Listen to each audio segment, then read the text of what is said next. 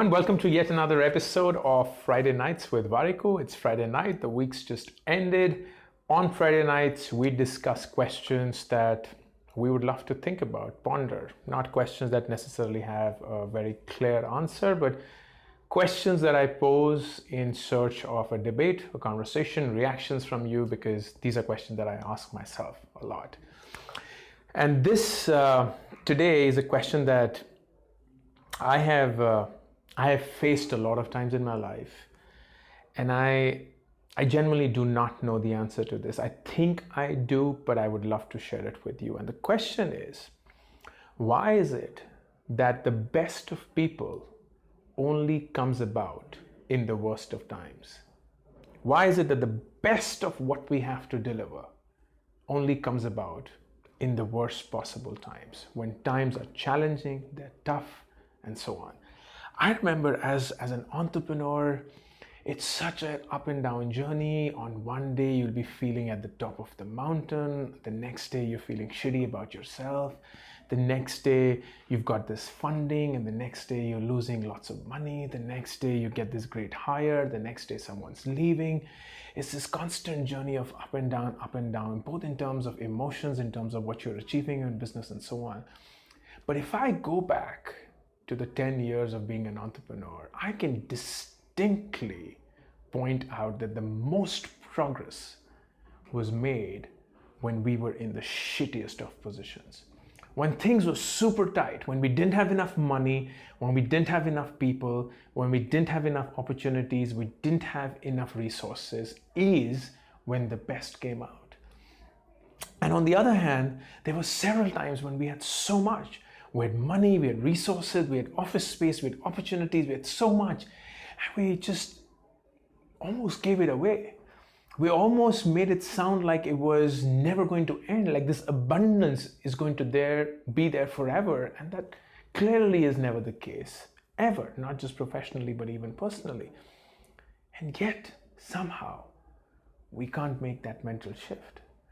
And we're all guilty of that as individuals, where we feel that this relationship is forever, and we tend to make things sideline. We take it for granted, we make mistakes, we ignore relationships, and only when we're given a jolt, when someone says, you know what, this is enough, I'm leaving you, is when we get back to our best selves.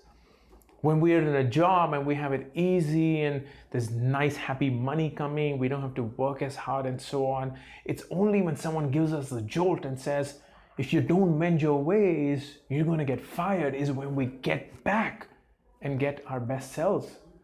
Why is it that we need to go through something that challenges us, that disturbs us, that constrains us for the best to come about? And it could perhaps go back to our monkey brain, where we always knew if things are getting lesser and lesser in quantity, then it means we have to survive harder and harder, or we have to fight harder and harder for survival. And it's that trigger.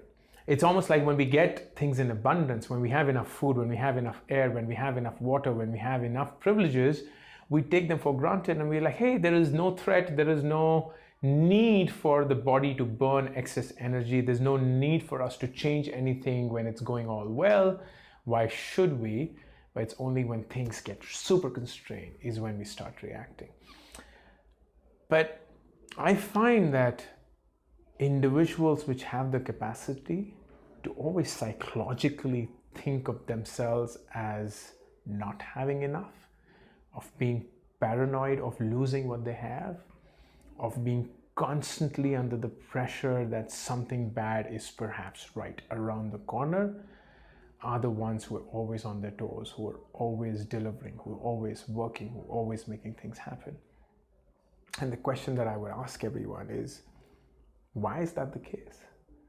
Why do we need something distinctly not in abundance to happen to us to make us the best version of who we are? That's my short and sweet question for this Friday night. As always, I love the comments coming through, so Please share your comments on this one as well. If you have gone through a similar experience where you were suddenly constrained and that's when the best of you emerged, I'd love to hear that story, and I'd love you to share that story with everyone. But until next Friday, I will see you all. Have a fantastic weekend and a great week ahead.